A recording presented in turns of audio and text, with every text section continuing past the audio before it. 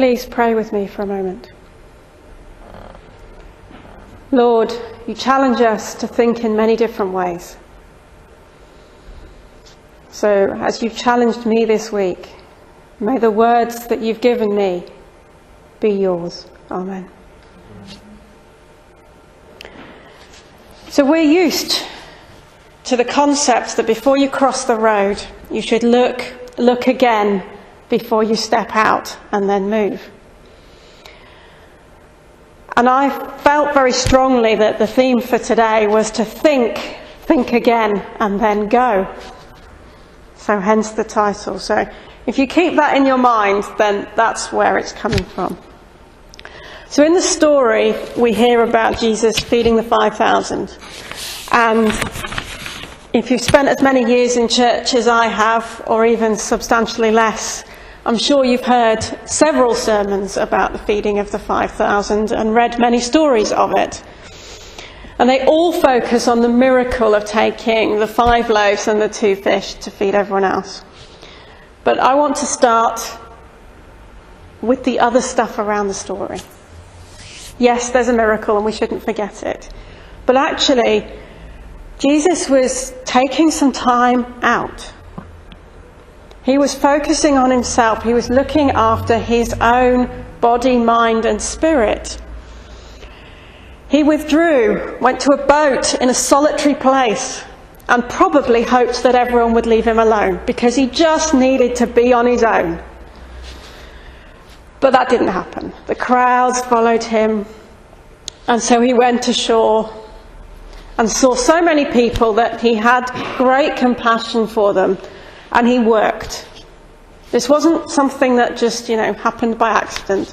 He had taken some time out to have a rest and instead had found himself working. And at the end of this day of all of this working, they came and said, well, we've got to send everybody away to go shopping because there's no food. And he says, no, we're not going to send them away. We're going to change the way we think about this. We're going to solve the problem a different way. And they then had a communion meal of the community of people who had gathered to listen to Jesus. He fed them rather than sending them away, and he gave up his peace to speak. So it got me thinking about this body, mind and soul thing. And I'm sure it won't surprise everyone that in this city there's an awful lot of places where you can go to fix your body. Whether that's the hospital or a GP or a pharmacist or a nurse or a holistic health centre, whichever it is that suits you at that point, there are lots of places. If there's something wrong with your body, there's lots of traditional and non-traditional routes to fix it. And if you are thinking about expanding your mind, we are blessed with many schools, 2 universities, many adult education classes. And for the soul, there's a myriad of different options. There are lots of different places. You can go to lots of different churches. There's Buddhist centres, Hindu temples. All of that stuff is available. If you want that, you can access it. But there's a bit of mind and soul that gets forgotten. And that's the mental health. And thinking about things differently. We can think about our mind purely as an academic exercise. And we can tick the box to say, yes, our brain enabled us to think sufficiently to choose our dinner, therefore it's probably okay. But we don't have a lot beyond that. We don't think about it that way around. So different thinking. So I want to try on a different thinking process. And in my kind of scattergun approach to today, and I apologise that it's a bit more scattergun than normal, I picked up a sermon request at some point very early on Wednesday morning. So it's a little bit busy. But I watch a lot of TV crime shows. Those who know my house know that I watch an awful lot of TV crime shows. And there are 2 sorts of TV crime shows. There are those which are detective or lab-based and focus purely on the intellectual exercise. And they're really good fun for the intellectual part of the brain. And then there are those who have a maverick outsider who forces a different kind of thinking to solve the problem. Now, Poirot, with his little grey cells and his funny thinking and his special shoes, was one of those maverick thinkers. So was Miss Marple, who could tie everything back to some strange person she'd once known in the village of St Mary Meads. Yes, I have read all of these stories too. And in more modern times, we've got Castle and the Mentalist and Perception, all of those who look at things from a different perspective. You take someone whose background is not about thinking about the problem in the straight intellectual process and gives you a complete curveball. And some of those take you outside the normal range of thinking. So I really was thinking about this because this week, if you noticed, we had Mental Health Awareness Day.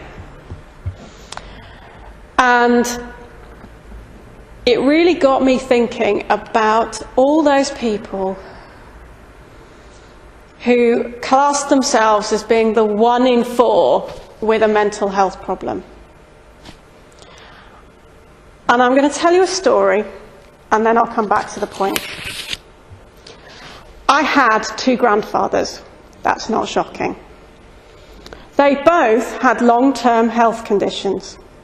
One, chronic bronchitis, and the other, a long-term depression, which manifested first around the time that my mother was born. Both took medication every day to manage the condition, and both from time to time had periods of acute illness. Both had wives who worked hard to help reduce the risks that these acute episodes occurring and of being too severe. But despite these efforts, acute episodes did occur. Both worked full-time and had fruitful, enjoyable lives for the most part. And as a child, I knew that I did not have any idea that either of them was ill. So why do we rush to medicate people with depression, whose depression might be short-term and reactive? Why do we treat depression so differently to other chronic long-term conditions? The stats say that 1 in 4 will have a mental health illness at some point in their lives. But I think it's probably more like 100% of people. It's just that only 1 in 4 need to see a doctor. In exactly the same way that 100% of us will at some point in a year have a cold or the flu, but only a few of us will need to see a GP or be admitted to hospital because of it. I don't have long-term depression. But I did have a long period of extreme sadness on which, in some days, I could do nothing but cry. It lasted for about 6 months and I didn't snap out of it. But I gradually had more good days than bad until I realised that while still fragile, I was okay. I chose to pay for counselling rather than have medication. I am blessed with being able to have that choice. And I know for some, they don't have that choice, and for some, it doesn't work. For some, talking isn't possible. The bad days are too bad and too many, and so there are no options. For some, the offer of talking comes too late to be effective, and reactive depression has become permanent.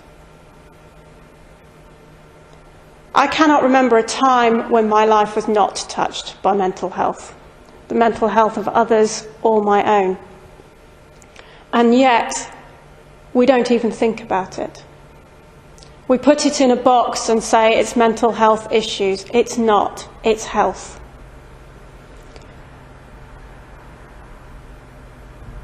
When I was at university, one of my closest friends had her first of many breakdowns.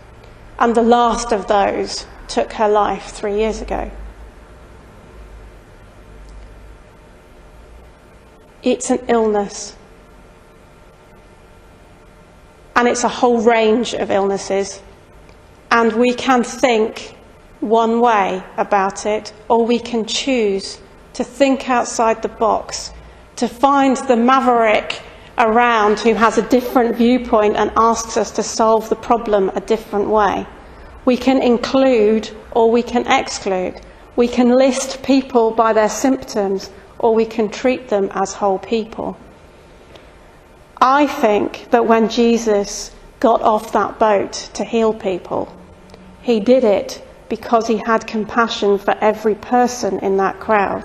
And I would guarantee that mental health illness is not a new phenomenon, and therefore a number of those people in that crowd who received healing and who just were part of that community were there because it wasn't their body that needed healing, it was their mind, their spirit, or their soul. Amen.